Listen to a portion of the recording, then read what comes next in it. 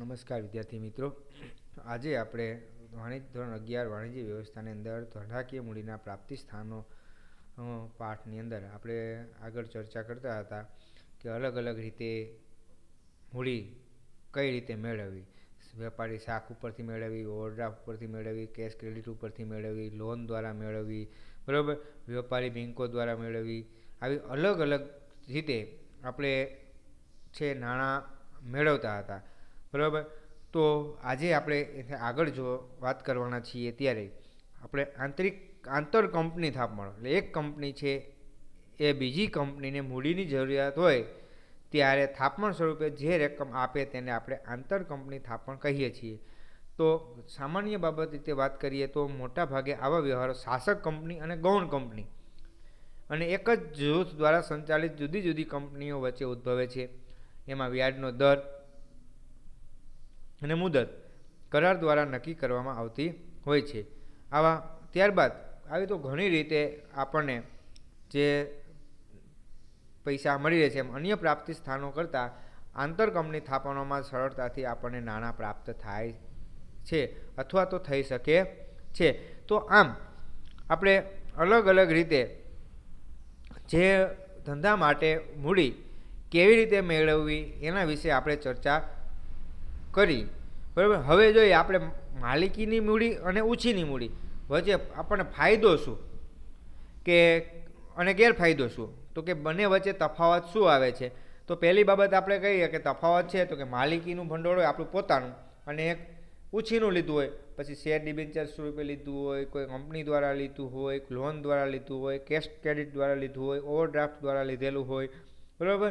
આમ અલગ અલગ રીતે જે ભંડોળ લીધું હોય અથવા નાણાં લીધા હોય તો બંને વચ્ચે તફાવત શું. તો પહેલી સામાન્ય રીતે આપણે અર્થની જોઈએ તો માલિકીનું ભંડોળ છે એને શું કહે, શેરહોલ્ડરો દ્વારા રોકવામાં આવતા નાણાંને માલિકીનું ભંડોળ કહે છે. શું કામે, તો કે જેટલા શેર ધારકો છે એ કંપનીના એક સાચા માલિકો છે, કારણ કે જેટલા શેર ખરીદે છે, જેટલા રૂપિયાના શેર ખરીદે છે એટલા રૂપિયાની માલિકી એમની ગણવામાં આવે છે.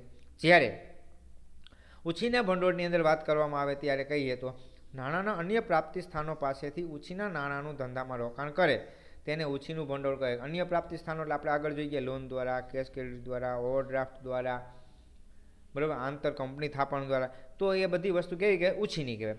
પછી પ્રાપ્તિ સ્થાન, તો માલિકીનું ભંડોળ ક્યાંથી આપણે મેળવી શકીએ, તો કે ઇક્વિટી શેર હોય, નફાનું ફરીથી રોકાણ હોય, ખસારા ભંડોળ હોય અથવા તો અનામતો દ્વારા મેળવી શકાય છે. જ્યારે ઉછીના ભંડોળની અંદર વાત કરવામાં આવે તો ડિબેન્ચર, વેપારી બેન્કો, નાણાકીય સંસ્થાઓ દ્વારા આપણે મેળવી શકીએ છીએ. પછી માલિકીનું ભંડોળ હોય તો વળતર તરીકે શું મળે, આપણને શેર રોક્યા હોય તો ડિવિડન્ડ મળે. જ્યારે ઉછીનું ભંડોળ હોય તો વળતર તરીકે શું મળે છે, તો કે જે દરે નક્કી કરવામાં આવેલું હોય એ દરે આપણને વ્યાજ ચૂકવવામાં આવે છે અથવા વ્યાજ મળે છે.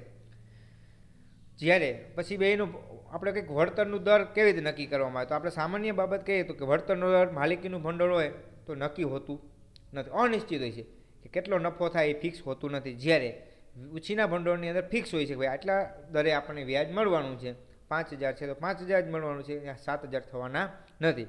જ્યારે ઓમાં માલિકોની ભંડોળની અંદર 5,000 નક્કી કરેલા હોતા નથી, 5,000 મળે, 50,000 પ્રાપ્ત થાય અને પછી 0 પણ મળે, એટલે અનિશ્ચિત હોય છે. જ્યારે માલિકીનું ભંડોળ હોય તો આપણે મૂડી સૌથી છેલ્લે પરત થાય. જ્યારે ઉછીના ભંડોળ લીધેલું હોય તો આપણે પહેલાં ઉછીની લીધી હોય એને મૂડી આપવી પડે, કારણ કે એમાં કઈ રીતે, તો કે આપણને વ્યાજ છે ઉપર ચડતું હોય છે. તો આપણે જોઈએ કે બંનેના 5 તફાવતના મુદ્દા છે, બરાબર. શું કામે, ક્યાં કોને કહેવાય, ક્યાંથી મળે છે, કેટલું વળતર મળે છે, વળતરનો દર અને પાછા ક્યારે ચૂકવવા. આટલી વસ્તુ આપણે જોઈએ કે માલિકીનું ભંડોળ અને ઉછીનું ભંડોળ, બરાબર. તો ત્યારબાદ આપણે હવે આખા પાઠની વિશે સાર જોવામાં આવે વાત કરીએ તો આપણે કહીએ કે આ પાઠમાં આપણે શું શીખ્યા. તો કે પહેલી બાબત આવી તો ધંધાકીય મૂડીનો ખ્યાલ ક્યાંથી આવ્યો, બરાબર. તો આપણે કોઈ હિસાબી નામાની દ્રષ્ટિએ મૂડી એટલે ધંધાના માલિકોએ ધંધામાં રોકેલ રોકડ, માલ કે મિલકત કે વાણિજ્યની દ્રષ્ટિએ ધંધાના માલિકે ધંધામાં પોતે રોકેલી રકમ ઉપરાંત વિવિધ પ્રાપ્તિ સ્થાનોમાંથી ઉછીની લીધેલી રકમનો સમાવેશ આ મૂડીમાં થાય છે. તો મૂડીને અસર કરતા પરિબળો ક્યાં ક્યાં આપણે આગળ જોઈ ગયા છીએ. ધંધાની સ્થાપના કરવા માટે મૂડી જોઈએ, મિલકતોની ખરીદી માટે મૂડી જોઈએ, ધંધો ચલાવવા માટે મૂડી જોઈએ, ધંધાની અંદર આધુનિકરણ કે મોટો ધંધો વિકસાવવા માટે જોઈએ, અથવા તો ક્યારેક અચાનક મૂડીની જરૂરિયાત ઊભી થાય તો આટલા પરિબળો છે. સ્થાપના કરવા માટે, સ્થિર મિલકતોની ખરીદી માટે, ચાલુ મિલકતો માટે, ધંધાના આધુનિકીકરણ કે વિસ્તરણ માટે, આકસ્મિક જરૂરિયાત માટે આપણે નાણાંની જરૂરિયાત ઊભી થઈએ છીએ. તો આપણે જોઈએ કે બધી આ નાણાંનું મહત્ત્વ આપણે જોઈએ તો નાણાં વગર કાંઈ થાય નહીં. નાણું એક એવી ધરી છે કે જેની આસપાસ બધી જ આર્થિક પ્રવૃત્તિઓ ઘૂમ્યા કરે છે. નાણાં વગર સવારે આપણે ઉઠી ત્યારથી સાંજે સૂઈ ત્યાં સુધી આપણે પૈસા વગર રહી શકતા નથી. પૈસા વગર ચાલે નહીં. આપણે ક્યાંકથી પૈસા કમાતા હોય ને ક્યાંક ખર્ચ કરતા હોય છે. જેમ આપણા શરીરને ચલાવવા માટે લોહીની જરૂરિયાત ઊભી થાય છે, એમ ધંધાને ચલાવવા માટે નાણાંની જરૂરિયાત ઊભી થાય છે. તો નાણાંની અછતને કારણે ઘણી જો નાણાં આપણી પાસે ન હોય, રૂપિયા ન હોય તો આપણે ઘણી બધી મુશ્કેલીનો સામનો કરવો પડે છે. તો આપણે જોઈએ કે હવે માલિકીનું ભંડોળ, તો એની આપણે વાત કરી હતી ઇક્વિટી શેર ને પ્રેફરન્સ શેર, બરાબર. તો ઇક્વિટી શેર શું કીધું કે જે શેરને ડિવિડન્ડ મેળવવાનો તથા મૂડી પરત મેળવવાનો હક સૌથી છેલ્લે મળતો હોય તેને કેવા શેર કહેવામાં આવે છે? આપણે આગળ તો ચર્ચા કરી જ ગયા છે, ઇક્વિટી શેર કહેવામાં આવે છે. તો આવા શેર કોને કહેવાય? તો કે ઇક્વિટી શેરની લાક્ષણિક તો કે કંપનીના સાચા માલિકો છે, જેટલા શેર હોય એટલા મત આપવાનો અધિકાર છે, ડિવિડન્ડનો દર નક્કી હોતો નથી, નફા સાથે સંબંધ રહેલો હોય છે, સભાની અંદર હાજર રહેવાનું એમને હક છે, મૂડી પાછી પરત મળે, વિસર્જન થાય તો એમાં એનો હક મળે, લાયકાતના શેર પણ પ્રાપ્ત થાય, ઘણી વખત મૂડીનો લાભ મળે, શેરની નોંધણી થાય. તો આવા આટલી બધી લાક્ષણિકતાઓ આપણે આગળ જોઈ ગયા છીએ. ઇક્વિટી શેરના પ્રકાર 3 આપણે જોયા હતા: સામાન્ય, સ્વેટ અને અન્ય ઇક્વિટી શેર, બરાબર. સામાન્ય શેર છે ખૂબ જ અગત્યના શેર છે. જ્યારે કંપની છે શેર બહાર પાડી મૂડી મેળવતી દરેક કંપનીએ શેર ઇક્વિટી સામાન્ય શેર બહાર પાડવા ફરજિયાત છે, અને એ કંપનીના સાચા માલિકો પણ ગણવામાં આવે છે. કંપનીનું જોખમ પણ ઉઠાવવામાં આવે છે.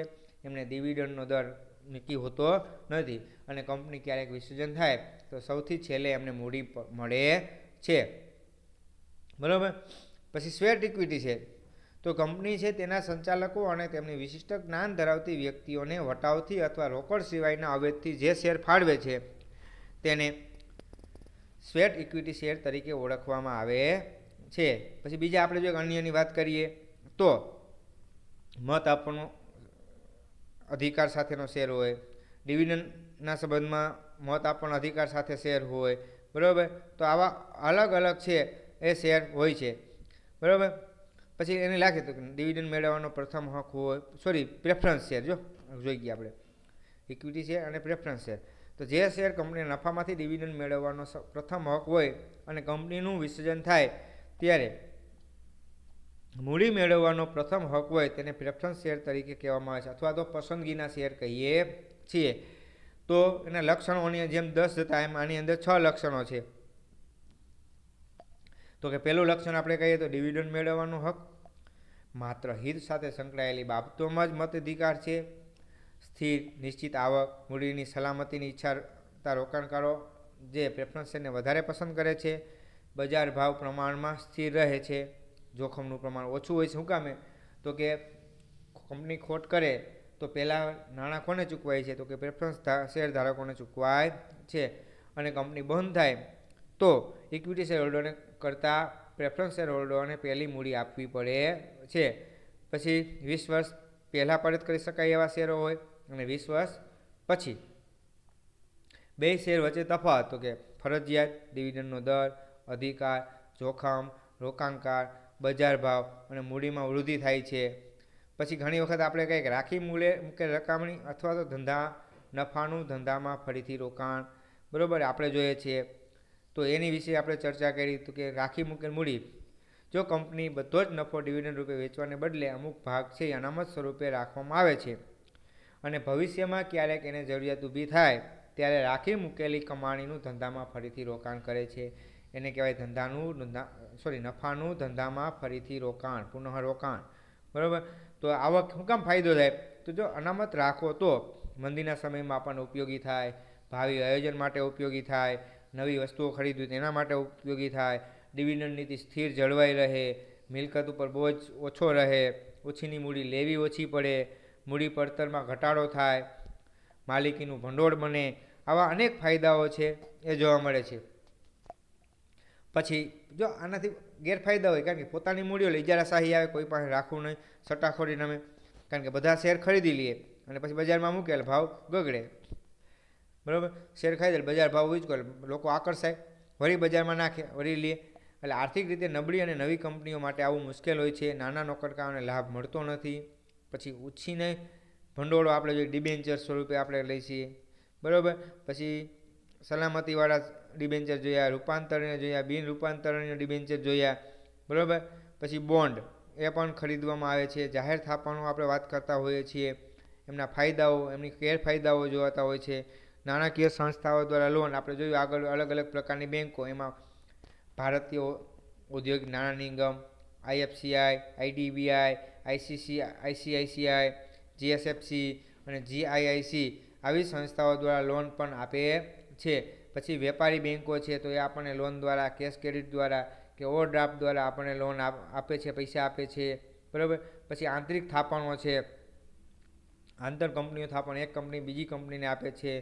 પછી માલિકી ભંડોળ, ઉછી ભંડોળ વચ્ચેનો તફાવત અને વેપારી શાખ ઉત્પાદક છે એ વેપારીઓ પાસેથી અમુક સમયની શાખ પર કાચો માલ તૈયાર કે અન્ય સાધન સામગ્રી ખરીદીને ટૂંકા ગાળા માટે કાર્યશીલ મૂડી ઊભી કરે છે, તેમને વેપારી શાખ તરીકે. તો આમ આપણે જોયું કે ધંધાકીય મૂડીના પ્રાપ્તિ સ્થાનો આપણે વાત કરી, તો આપણે 11ની અંદર વાત કરી કે મૂડીના પ્રાપ્તિ સ્થાનો, બરાબર.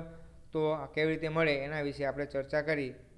હવે આ પાઠ છે એ આખો પરીક્ષામાં પૂછાવાનો છે, કોર્સની અંદર સામેલ છે, એટલે એના વિશે આપણે વાંચી સમજી, ન સમજાય ત્યાં ફોન કરી અને એ જણાવવા નમ્ર વિનંતી છે.